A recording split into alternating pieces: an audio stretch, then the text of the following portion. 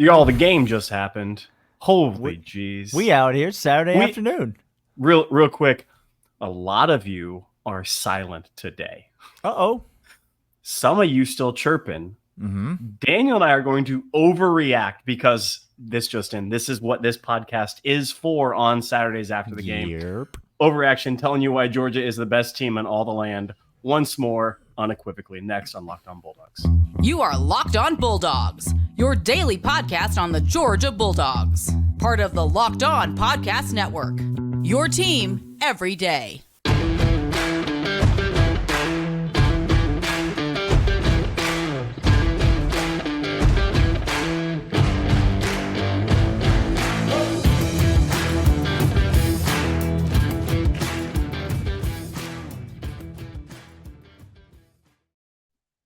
What is up, everybody? Welcome to a Saturday afternoon edition of the Locked On Bulldogs podcast. Today's episode brought to you by Game Time. More on them in a second. It was game time for the Georgia Bulldogs, and Clint ran the gamut of emotions in this game, didn't we? We had some highs, we had some lows, and we're going to talk about all of it today. Thanks so much for being here. Thanks for being a part of this podcast. If you're just finding us, if you're just tuning in, this show is for fans, by fans. If you're a fan of the University of Georgia, or you're a fan of another team who loves to hate the University of Georgia, we got plenty of you subscribing to the show as well. So just subscribe, hit that like, leave us a comment, leave us a rating and review. All those things are appreciated. Clint, before we get into the game today, and we're going to get into the game, we won't spend much time on this, but let me just say this right now. It's our first Saturday with the subtext, and the subtext was popping. I loved it. It was so much fun. We had so much fun interacting with all of you. Thank you so much for all of your messages and all of your thoughts on the game. A lot of you sending us pictures of the view from the stands in Sanford Stadium, where you're at, your tailgate, whatever you're doing. We obviously couldn't respond to every message. There were so many of them, but we had so much fun interacting with you. Get on to the subtext. The link is in the description if you want to be a part of the community. Game days with the subtext is going to be so much fun this season, Clint. Turns out a lot of you overreact like Daniel and I. A lot of you. It's almost like, again, this for fans, by fans thing. We're just the ones that get to do this ongoing. But, man, it felt so good to be over. It felt like our group text just expanded. That's all it felt like. You and I normally have the text going during the game, and this just felt like a natural extension of that. All right, Clint. Incredibly slow start by the Georgia team. First quarter was not ideal. Can we just state that? And then things exploded from there, 45-3. Final score. Georgia does not get the cover, or does barely squeak the cover, depending on what number you got it at. Depending on when you got it. But our lock was at 41.5, right, Daniel? Yeah, that's where our lock. It seems right. I know that I made a same game parlay. Georgia team total over 44.5, and Ball State team total under 6.5, and so I cashed that. I feel great about that. A slow start. Yes. A lot of you making comments on the subtext. Need to start better, Scotty. Sure. I totally agree with you. Better teams. We cannot come out of the gate. This is 2 weeks in a row. Got to start better. So Clint, let's avoid negative town for right now, and tell me who showed out for you today. I was just going to say, I'm going to avoid negative town because outside of that first quarter, it was frustrating at times. But then after there, 75% of the game to me was exactly what you and I were looking for of this game. Daniel, when we came on the show yesterday and we said, what are we looking forward to? Don't sleep on. What are we excited about? We were somehow, I don't know how, the mind meld between you and I has merged. But now all of a sudden we get in that same thing with Kirby. Same thing with Shu, because we're just melding with them. Offensive line rotation. Hello. Yeah, we saw a lot of bodies. We saw a lot of bodies. Left guard, right guard, whole bunch of people rotating in and out. Green as well. I mean, he held down as well, but there was a lot of transition, a lot of rotation on that side. So, and I think, Daniel, what we're seeing from the emergence of running back Dylan Bell, which, okay, geez. I mean, here's you're what going I'm to drop saying that many passes, and you're going to look like that when you carry the football. Let's just go ahead and make you a full-time running back. Okay, Dylan Bell? Here's what it showed me, and here's what it showed later with Roderick. He did the same exact thing. You mentioned Yes, this in the sir. text between you and I. Those two showed me that the offensive line at times is doing a good job blocking, and the running backs don't have vision to go where the holes are because These running backs need to find lanes. Yeah. These running backs need to find lanes. Roderick did. Bell did. Offensive line showed me a great deal. And so, Daniel, on the offensive side of the ball, I was pleased. CJ Smith as well, getting specialized plays just for him, which I thought was a great sign. Absolutely. Calling his name specifically on that end around. I think on the offensive line specifically, I'm going to talk about defense next, but it was exactly what I wanted to see. Let's talk about offense because the guys that showed out to me all play the same position. And it's CJ Smith. You already mentioned him. It's Arian Smith. Hello, welcome to the party. We love to see you. How about that intermediate passing game? Arian Smith filling that void, that 18-yard, 22-yard deep middle. He looked amazing on that route, looked great. Carson with nice timing. Carson was behind a lot of receivers today, but he had some nice timing on that route. So CJ Smith, Arian Smith, Ra Thomas, we mentioned him on the show last week. He was getting involved in the passing game. That guy's a weapon. And Dom Lovett, especially early in the game, really showing off those hands. I mean, you knew it was an aberration last week because you'd seen him play at Missouri. We watched this guy play. He was a freaking stud at Missouri against SEC caliber competition. And so we knew this guy could play. We knew it was maybe just some first game jitters, maybe just a little nerves in the new uniform, all of that stuff. But Dom Lovett came out and he showed out. And Clint, I'm not going to let us get through this first segment, Clint. I'm not going to let us move on to the second segment, Clint, before I sit here and tell you that Makai Mews is the most exciting football player to wear a Georgia uniform in many years. This guy is electric, Clint. Electric. And stop it with, yes, this guy is here because he has great work ethic. That is true. I'm not denying that. The reason why he's on this team and he has a shot is because of his incredible tenacity. But he ain't no try-hard. He ain't no try-hard, Clint. He ain't a try-hard. Dude got speed. Dude got wiggle. Dude got a move where he put his foot in the ground and he just DeAndre Swift a man on a punt. Oh, no. Clint, how did we return a punt for a touchdown? And I didn't even. Daniel, you didn't tell us not to sleep on Makai Mews running a punt back for a touchdown. I had all the information I needed, Clint. Last week gave me everything I needed. It was right there in front of me. And this amateur hour hack of a podcast host did not. And so now it's over because nobody's sleeping on Makai Mews returning a punt for a touchdown in any other week of the season. I can't even use it for the rest of the season. It's over. Should they? Makai Mews is the real deal. Let's talk about the defensive side of the ball and lots more thoughts about this game when we come back right after these. But these are, in fact, Nutrafol, Daniel's luscious hair, been talked about many times. Didn't come up in the subtext thread, which I was very, very happy for. Thank the Lord. Thank the Lord. Shane Beamer lookalike or not, my man is out here with the Nutrafol. We have it. We use it. We love it. You got the shampoos, you got the conditioners. This is not.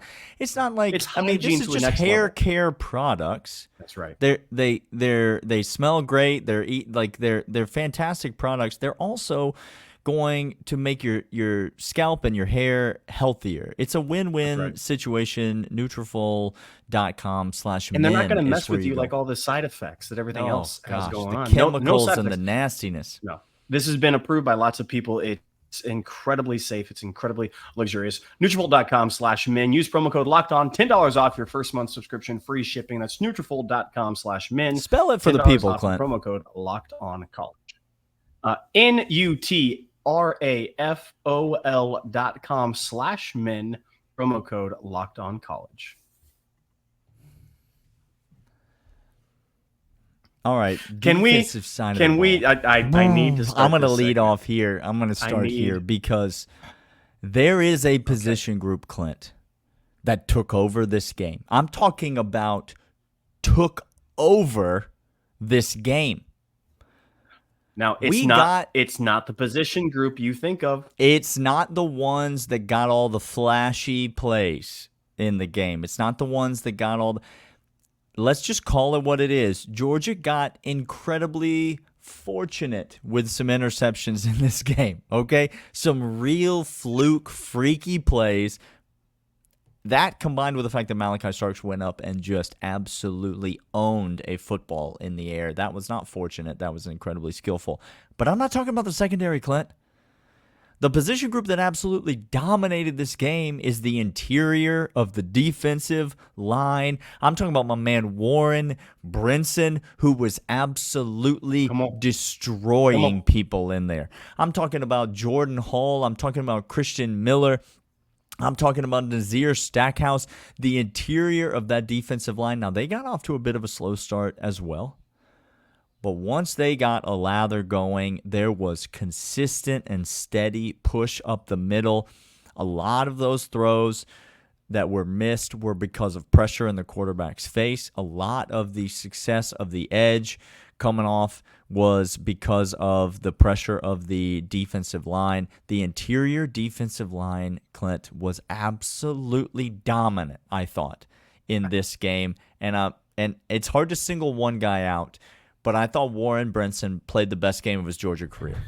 We all had Nazir Stackhouse on the tip of our tongues so early on this season, talking about being that guy, or Logue. But Warren Brinson's that guy. You called it before the season, Daniel. You said you expected a big season out of Warren Brinson, and sure enough, he's showing out. Him and Christian Miller, to me, are the two interior linemen that collapse a pocket the best and disrupt a play scheme. Warren Brinson had this move, I think it was in the second quarter, in which he was trying to be reached. And normally what you do on a reach block is you fight over the top, you fight pressure with pressure, and you beat the guy to that shoulder. Warren Brinson did something that requires such athleticism that it's do or die. He threw the man off, came under the reach, and then replaced the guy's hip and got in the backfield, tackled the ball carrier with cat-like reflexes. I was beyond impressed with his play. Just throwing bodies around on the interior of that offensive line. Now, I know they're overmatched. I get all that. But you love to see an interior defensive line dominate. Yes. You love to see it. I think Jordan Hall, Jamal Jarrett got a lot of snaps in this game. Those guys are going to continue to come along. Christian Miller, did he come back in the game? Hopefully he's healthy. I think. Hopefully he was down. I'm not sure he came back into the game. Hopefully he's healthy and everything's fine there. But Brinson, Stackhouse, Logue, the interior of that defensive line, I thought was absolutely fantastic. Tremel Walther also, I lump him into that group, even though he plays more on the end. But I thought that group was fantastic. I thought they absolutely played an exceptional game and took over on defense. Where else caught your attention on the defensive side of the ball, Clint? Daniel, I'm already in love with one player that we have that plays off ball, and that's Makai Starks. He is everything. Okay. Well, and if I told you just one number away from him was another player. Thank you. Thank you, Dan. I have two names that I want to get to. And Tyke Smith wants himself some NFL money, and he wants all the smoke, and he wants every single tackle. He wants his nose in the middle of every scrum. That guy does not care, and he's not afraid, and he's coming with bad intentions to end your game plan. He's incredible. He is one of my favorite dogs, quickly ascending by the play of what he did here, because these safeties, what we found out from this game also is these safeties are going to have to bail out the corners, I think, a little bit this season. We're not talking negative, but I'm saying right now the corner position right now is not solidified. How about that? That's fair? It's a bit liquid. It's liquid. The safety position ain't nothing liquid about that. No, we rock solid there. It's beyond Tyke Smith, Makai Starks, Daniel. These guys are everything you want in safeties. Tyke Smith is a dog, Clint. He is just a get your nose into the pile and mess something up dog. I love it.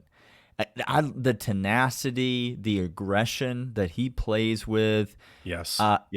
Having him at star up right around the line of scrimmage is such an advantage versus having him at safety. Now, I know safety gets to come downhill and often get in, read and diagnose a defense, and that's great.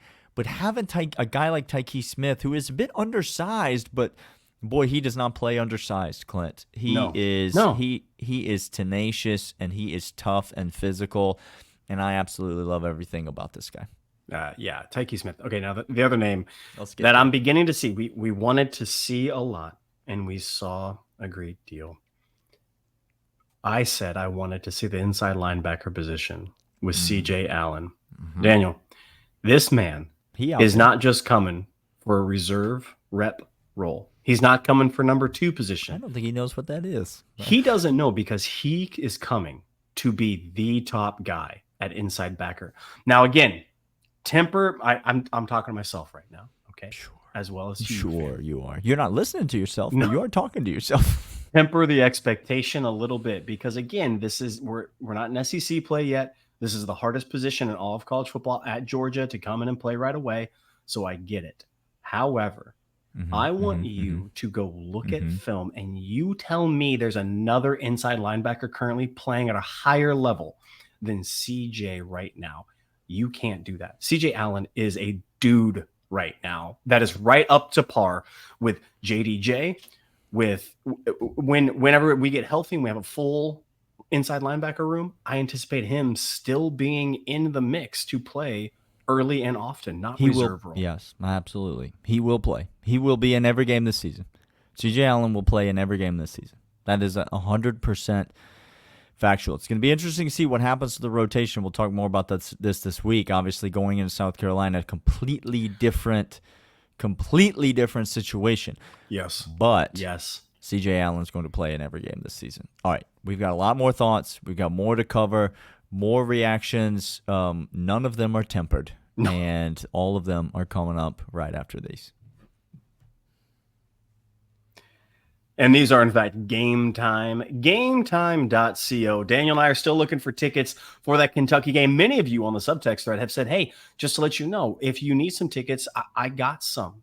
I know a guy, I have him myself, I know a gal, and we appreciate that. That community is ongoing. Join the Subtext thread, and maybe you can share some tickets with dog fans that you don't have to do it elsewhere. But if you were in a pinch, and if you didn't have the amazing group, if you need it, it's like the last minute, Clint, what in the world are we to do?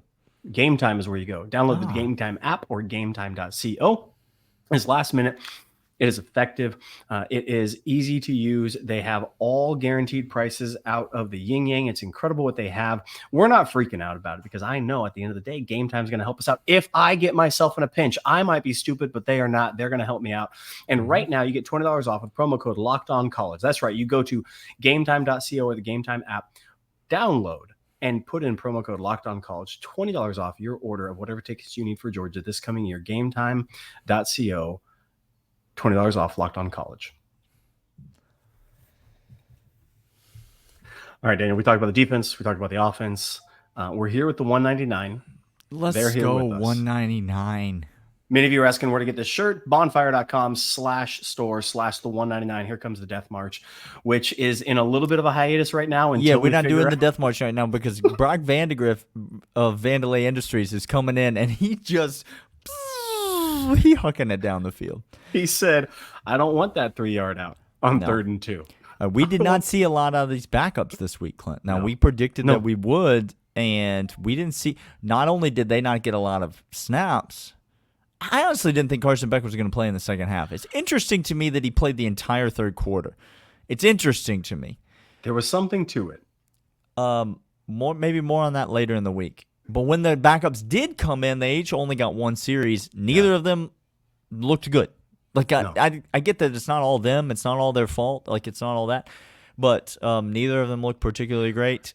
I thought Carson looked good, not great today. We're not going to spend a ton of time talking about the quarterback. I thought he looked good, not great. I thought Bobo's play calling was much improved this week. I thought it was fantastic. I want everybody to stop here and listen to this for just a hot second. Okay? What this game showed me is a lot of things are clear once you got more time. What became very evident this week is Mike Bobo is not a problem, the problem, or anywhere near something that is a detriment to UGA. His play calling this week, Daniel, and in retrospect, last week to a great degree, is just fine. This is the UGA offense that we came to know and love under Todd Monken. We're seeing the same exact thing, y'all. It's absolutely right. I thought there was some creative play calls. I thought there was some interesting play calls. I thought the goal line play calling was good. I thought some of the goal line execution was not so good. Right? It was a touchdown. Rosemary did not PI. Man. Well, that was a bad call. There was a few throws that, Carson probably wishes he could have had back. If he puts that ball a little bit more outside, Brock Bowers catches it on a first down touchdown pass. If, some better blocking up front, and maybe we're not running for our life, on the first drive of the game down by the goal line. I thought the execution, but I thought that on the whole, I thought the play calling was much better. I thought it was good. I will be very interested to see what's happening with Javon Bullard. I will just say that right now. We haven't listened to Kirby's presser yet. We recorded this right after the game ended, so maybe he'll provide an update. Spoiler alert, he will not provide an update. If we needed him, he could have gone. He could have gone, but he was just wearing a boot anyway. I'm to say that I have concern about that, Now David Daniel, I thought played fine. I didn't find anything wrong with his play. I want Javon Bullard in there. That's a first round draft pick. That's a guy that we need on the field. Let's get some thoughts from the Subtext to end this out. By the way, if you want to join the Subtext community, you get a 14-day free trial. If you like it, great, stick around. If you find that it's not interesting or it's not worth your time, that's fine. Cancel, no big deal. Keep becoming a part of the podcast. A lot of you in the 199 already in there. If you want to join, the link is in the description of the audio or the video that you're watching right now. So jump on there. You get a 14-day free trial, which will cover you for the next 2 home games. We have a blast on Saturdays. Some thoughts from the Subtext, Clint. How concerned are you about the run game? Because some people are concerned about the running game for Georgia, particularly the running backs. Is it the running backs? Is it the offensive line? You mentioned this a little bit earlier in the first segment. On a scale of 1 to 10, how many alarm bells should we be sounding about the fact that Georgia's run game looks unusual? It looks pedestrian right now. And here's, I think I come away with 3 things. 1, Dejon Edwards is playing next week. He did not see the field at all, because there was not a chance that he needs to work himself. If we needed him, he could have gone. I understand that. Yeah. He's playing next week. That's really going to solidify this run game. Dejon Edwards has never been more important. That's a known commodity, Dejon Edwards. Right now. That is a known commodity, absolutely. Second thing. Okay. They have tons of film that we're going to get grades back, and we're going to know what offensive line group, what group of 5 is the most successful group of 5. We have now metrics and evidence and eyeballs and film to go off of. Last week, we did not. We kept running out the same guys. It seemed this week we had a rotation, and I think we're going to solidify that down. So that's point 2. Point 3 is this. All that being said, I'm still worried because Dejon Edwards and the 5 best offensive linemen will be it. Because if you have to go to Dylan Bell to jumpstart, who, by the way, was fantastic. I'm not. That's not a detriment of him. That's not even saying we actually expanded our run game with him in the back. We did. I mean, but you can tell against Mike Bobo is looking for answers in the run game. If you don't see that, like he's running, motion end arounds to guys like CJ Smith. He's putting Dylan Bell in the backfield. He's putting Brock Bowers in the backfield on several snaps. I know he didn't get a carry today, but he was in the backfield on a handful of snaps. The thing that you read into that is that Mike Bobo looks at the run game and says, we can't make it through the season like this. We need to find some answers. Now, maybe he found a bit of an answer in Dylan Bell. Because, possibly. Let me just tell you right now, Ladd McConkey's coming back. This wide receiver group is stacked. Ra Thomas, he looks real good. Dom Lovett, he looks real good. CJ Smith, he looks real good. Arian Smith, Marcus Roseme, Lad McConkey, you know what he is. Maybe Dylan Bell gets his snaps this year playing running back, and we find a little bit of something like that. I know Dejan coming back is going to help us. I know that Rod Robinson is only going to continue to get better, and he showed that this week. He showed some progression. Yes. He showed some improvement, and you got to remember this kid's 18 years old. He's a true freshman. He's going to continue to get better. That was my third point. My third point was that Roderick looked very comfortable this game, and it's only going to increase. That should give us a lot of confidence. Better and better, yeah. But it's going to take 6 games for him to really, really settle in. Daniel, we need some help at the running back position. We need some help in the run game. Now, one of those things, to your point, is that the offensive line needs to be settled. A lot of the people, people in Subtext are making that same point. We need to choose 5 guys, and we need to be able to roll with them. I think that's the point that you just made, absolutely. But I think the running backs, they need to carry some of this burden because play of the running backs is, quite frankly, it's not very good. No, so far this year. We would rate it very low. Our boy Dawgs Stats just put out on Twitter after the game. He does a deep analysis of all that happened. And one of the things, rushing game metrics, we had a success rate on our rushing game, 40.7%, Daniel. Not what you're expecting. Well, that's not from UGA. That's not more than half. Yards per play is 4 yards per play. Not good. Adjustment is not great, 0.128. The passing game, conversely, success rate near 60%, explosive rate 8.2, yards per play almost 10. We were fine there. It just comes down to that running game. And when Dylan Bell was in the backfield, our entire offense shifted and our passing game opened up. And this is what we've said. It's so you run to set up the pass, you pass to set up the run. This is what Todd Monken and Mike Bobo want. And without running backs getting effective yards, expected yards, it's going to be a long time, and we need them to step up. So, yes, I think offensive line, I felt very comfortable in this game. The running backs, I am skittish. The man is skittish. I'm skittish. Man's got skid marks everywhere is what he said. His words, not mine. That's not what I said. His words, not mine. Not what I said.